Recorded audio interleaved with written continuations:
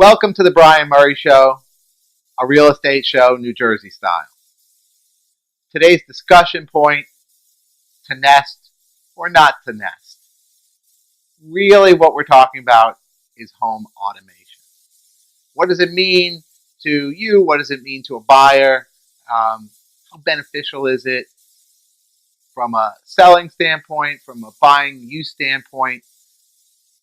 Home automation. Nest is probably the most ubiquitous company product that just defines and signals home automation. See the Nest here on the wall. You can use an app. You can set it so it learns what you like in terms of heat, cold. Um, my Nest might be a little more schizophrenic because I like the temperature one way. My wife likes the temperature another way. So it doesn't really know who's dealing with us. But for most people, it learns what you like. It sets the temperature to where you want to be. You come home nice and warm. You go out. It shuts it down. It's supposed to save money. Now, whether it really does or not depends on the type of home that you live in and really what your heating bills are. I live in a modern condo, so the heating bills are relatively low in comparison to, say, living in a 1700s home. Um, Simply because I have somebody above me, I have somebody below me, I have somebody on each side. They're heating, they're cooling. I have a hallway that's being heated and cooled, and it's relatively energy efficient on top of that. So I can almost have my heat off in the wintertime, and the temperature's really not going to drop below 55 in the coldest part of the winter because of everybody else around it. Now, I won't live at 55, but um, there's a tolerance there. So the Nest is more of a convenience for me than maybe a money saving option. Uh, Other types of home automation, you're talking about lights, you're talking about music, door locks are very popular home automation.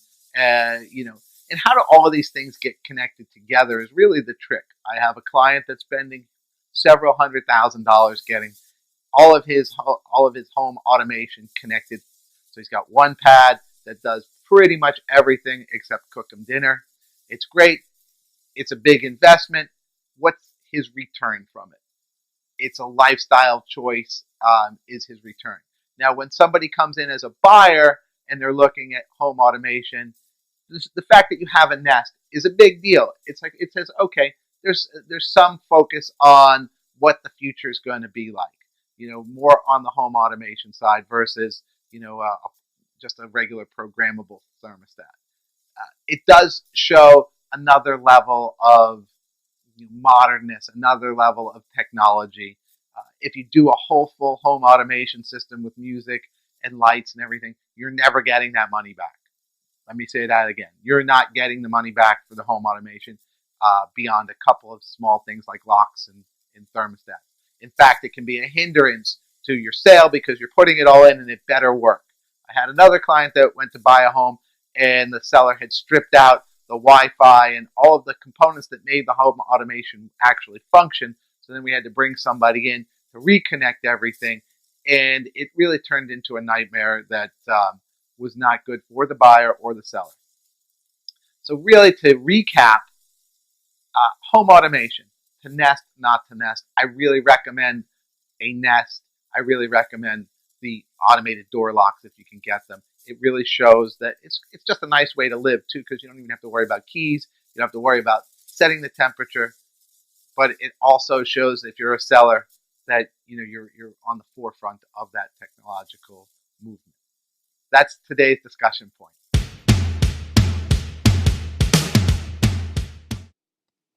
Today's hot topic is one that causes more controversy, that has no right answer, but everybody has an opinion, and that's tipping. Especially here in the holiday season, tipping is a question that nobody really knows the right answer to. You have tipping for if you live in a doorman building, if you still get a newspaper, your mailman, you still get mail. Every waiters, people that maybe are at your office building that are workers.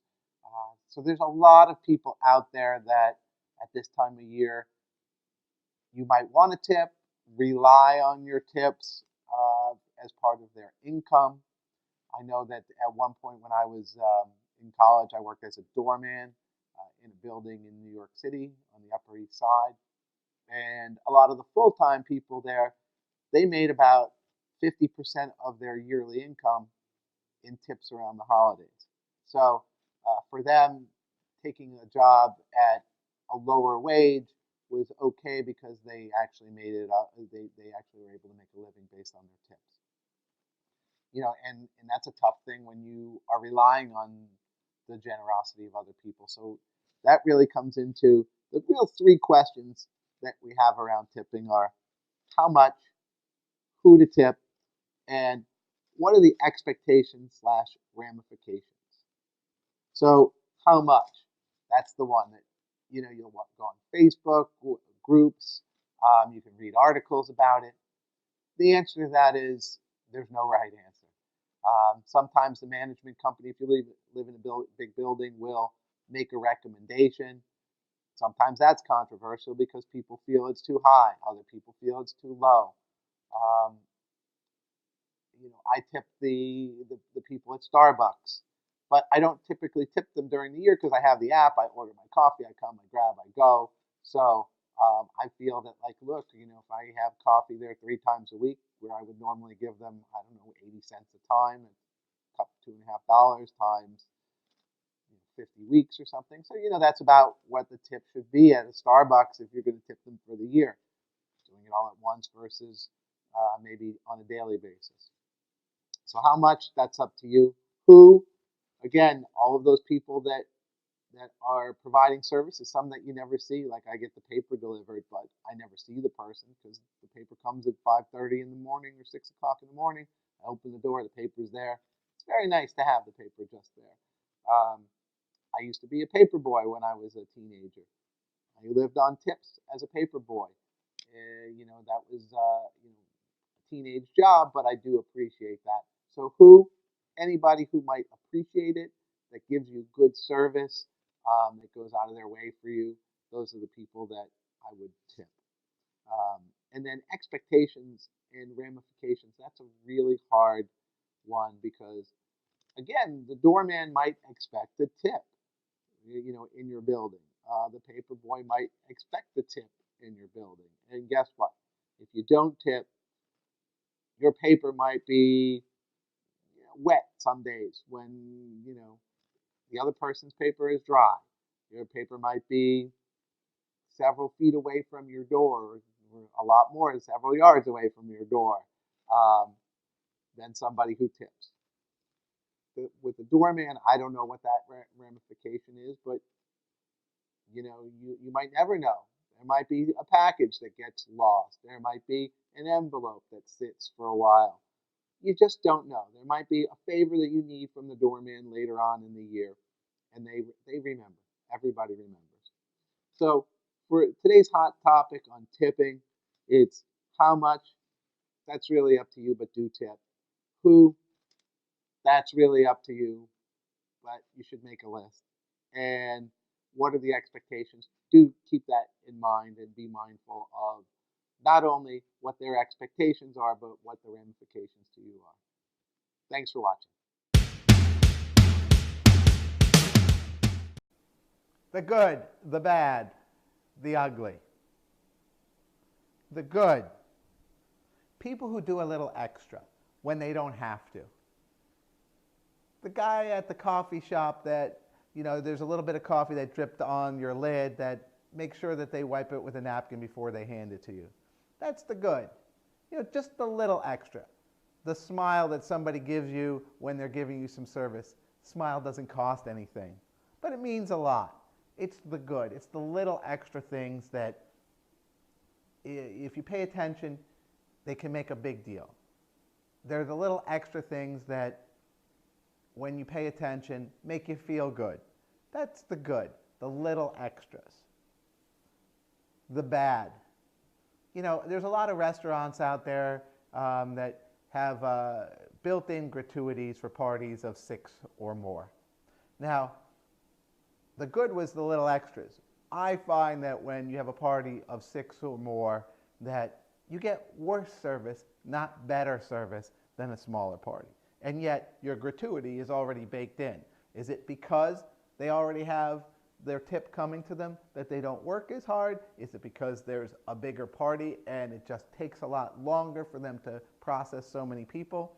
Is it because the restaurant itself doesn't realize that, hey, if I have 12 people, maybe I need 2 servers instead of 1? And so everything's a little slower. Everything seems to just move along a little bit not quite as well.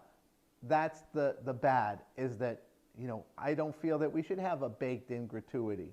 I would sometimes would tip a lot more than the baked-in 18-20%. However, I just have this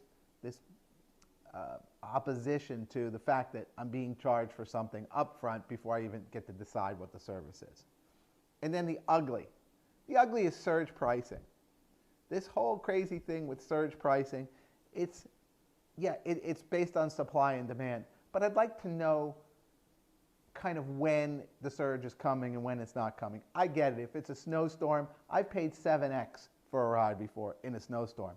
That was worth it to me. However, you know, it's Tuesday at 10 a.m. on a sunny day here in Hoboken, and all of a sudden it's 1.5x for the surge pricing. It's like, there really doesn't seem to be an understanding of like when it's going to happen and what's going to happen. Maybe that's an app that we could develop, is like when the surge pricing is likely to occur, with a little graph and a little chart, so that people can time their days out a little bit better on that.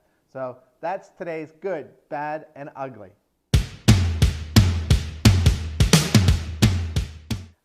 Today's inspiration comes from Jim Rohn. The word tip stands for to ensure promptness. So when should you give it? Up front, of course. Sophisticated people don't take chances on poor service, they ensure good service. I mean, think about that from Jim Rohn.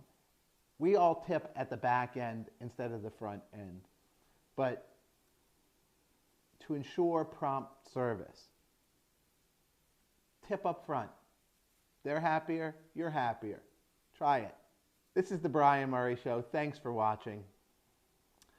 If you saw anything that you liked here today, please go on to my Instagram and follow me. Other episodes you can see at themurraypropertygroup.com on my website. If you do have any comments, I do appreciate them. And if there's anything that you do disagree with, definitely reach out to me and I'll tell you why you're wrong.